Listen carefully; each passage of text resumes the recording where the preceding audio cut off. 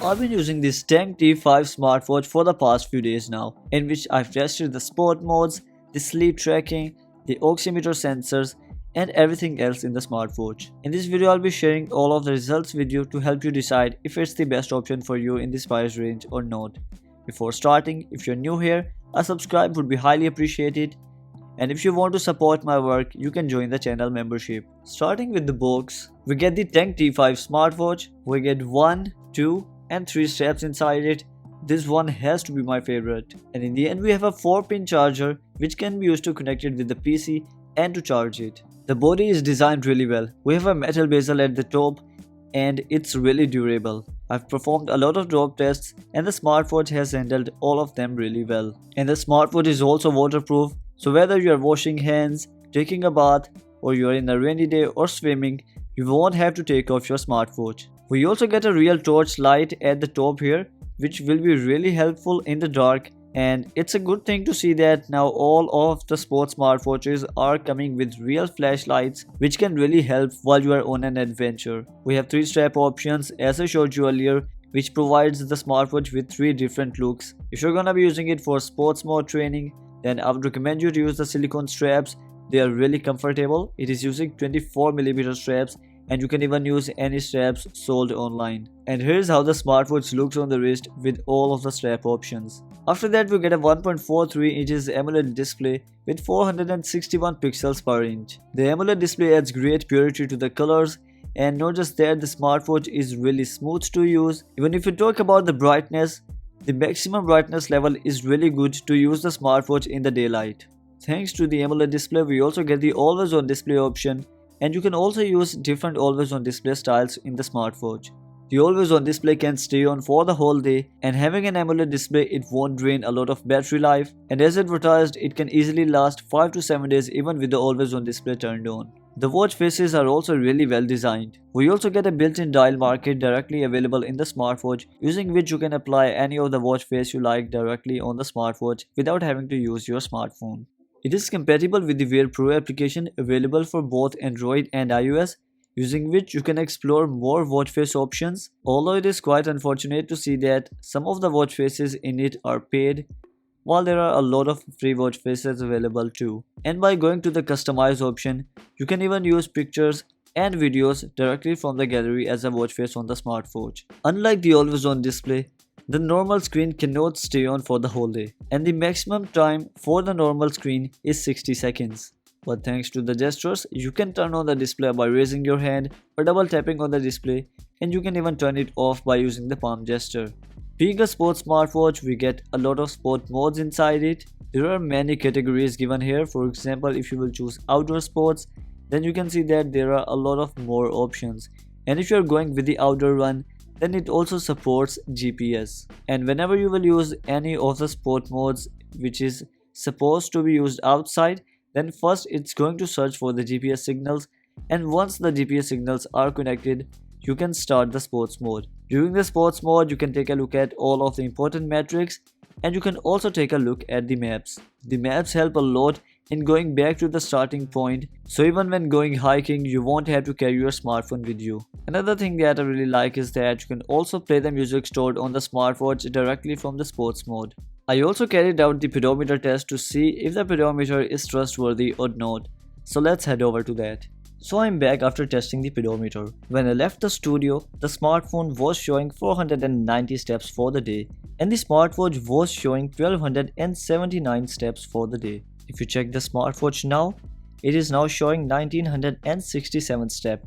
So it has counted approximately 700 steps. And now I'm gonna open the iPhone's health application. Previously it was showing 490 steps, and if we open the application once again, now it is showing 1158 steps. And just like the smartwatch, it has also counted almost 700 steps. So the pedometer has worked quite well for me, and I think it can be trusted to count the steps throughout the day. If you scroll down in the application, you can also look at today's data as well as the week data. DT has also made a lot of sports courses available in the smartwatch, and you can directly access them. You can see that it's a 1 minute 19 seconds exercise. And here's it's showing and here it is showing how to do the exercise. We also get the barometer as well as the compass application separately available in the smartwatch. And we also have the offline maps option. Some of the things that I really like about the maps application is that if you go here, it has the record option by which you can record your path, and once you are done you can stop the recording like this. Obviously didn't save the path because I instantly quit it, but once you have saved the path you can go here and go to my tracks where you can find all of your saved tracks. To stay one step ahead of weather, it does show the weather updates for the day, and the values are quite accurate, although it does not show the weather for the upcoming days. It's also a health smartwatch, so we get a lot of health related applications like the heart rate checker and the blood oxygen level checker. Other than that, we have the sleep tracker, then breathing exercise, as well as the tracker application for the females. About the sleep tracker, I did not find it good enough because I've tested it for at least 5 to 7 days at different times of the day. I'm not sure if it's a software issue or an issue with my smartwatch, but it failed to work for me. So now it's time for the oximeter test. While using the heart rate and the blood oxygen level checker in the smartwatch, I would recommend you to wear the smartwatch at a 2-finger distance from the wrist bone. So let's wear the oximeter and start it, and here is the heart rate checker. Currently I'm at rest. After this measurement, we're gonna be doing some exercise and then we'll see if it can still show correct values or not. As you can see that currently both of them are showing similar values. The value has risen on the smartwatch and it is also rising on the oximeter, as you can see. So it looks like the oximeter sensors are trustworthy, but just to make sure, I'm gonna remove the smartwatch, exit the heart rate application, and then open the heart rate application once again, and here is the oximeter on my finger once again. Let's wait for them to show the values. This time my heart rate has gone above the normal range, and now you can see that both of them were showing similar values, and as the value started to go down, it showed the same behavior on the oximeter, and as soon as it went back up on the smartwatch, it has also started to rise on the oximeter. Even though my heart rate is continuously fluctuating, but still both the smartwatch and the oximeter are showing similar values. So it makes me believe that the oximeter sensors are trustworthy at rest mode. But now let's do some exercise. So I'm back after doing some exercise. Let's turn on the oximeter, and here is the smartwatch. Let's start the heart rate checker. The smartwatch has started from a random value and is now going up. So currently my heart rate is quite high. It's 125 beats per minute on the oximeter, but as I'm relaxing it's going down, and now both of the products are showing similar values. Let's try one more time. This time the oximeter is showing 133 beats per minute and the smartwatch also showed similar values. So I wanted to check again because I had a doubt that the beats per minute value didn't go higher than 116 beats per minute on the smartwatch. So I wanted to make sure that if it is working fine or not, but after this test I can say that it is working absolutely fine. And the smartwatch has also passed my oximeter test.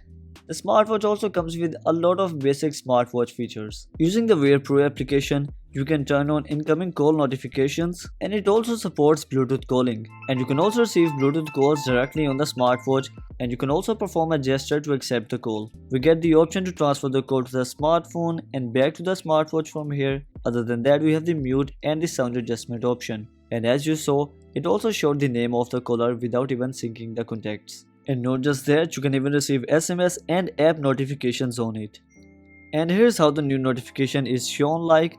Unfortunately, it does not support emojis. Taking advantage of the Bluetooth calling, you can also access the voice assistant directly on the smartwatch.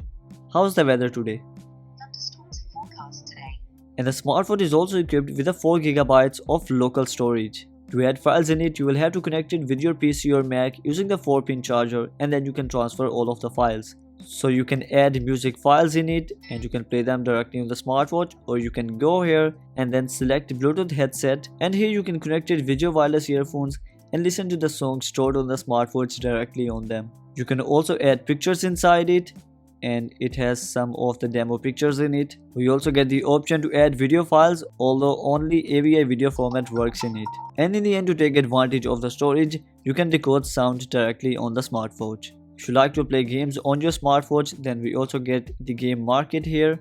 and it has some of the basic games. Other than that, we get a lot of utility applications like calendar, calculator, alarm clock, stopwatch which can also run in the background, and the timer application. The speaker is also really good, because of which the alarm clock can actually wake you up from sleep, and the vibration intensity is also quite good. Using the live camera option, you can get a live preview of the camera on your smartwatch, and if you look at the latency, it is really good. You can see that there's hardly a half-second difference. In the end, it is equipped with 860 mAh of battery capacity, which can be charged using the 4-pin charger. The battery has worked extremely well for me, and as advertised, it can easily last you a week even with the always on display turned on, and even without it, depending on your usage, it can last 15 to 30 days. Although the usage is different when using GPS, and if you are continuously using GPS, then it can still last about 2 to 3 days. And with this, we have covered everything in the Tank T5. Overall, the smartwatch looks really good to me. The pedometer and the oximeter sensors are working extremely well. It has a waterproof body, a real torch, and a great battery life. So other than the sleep tracking, it ticks all of the boxes. If you want one for yourself, you can use the link given in the description box below. I've also provided a coupon code for a big discount, and if you buy right now using the link, then you will also get the True Wireless earphones by DT number 1 and this 24mm steel strap for absolutely free. If this video helped you out, make sure to hit the subscribe button and turn on notifications. And if you would like to support my work, you can join the channel membership for as low as $1.99 per month. I will catch you in the next one.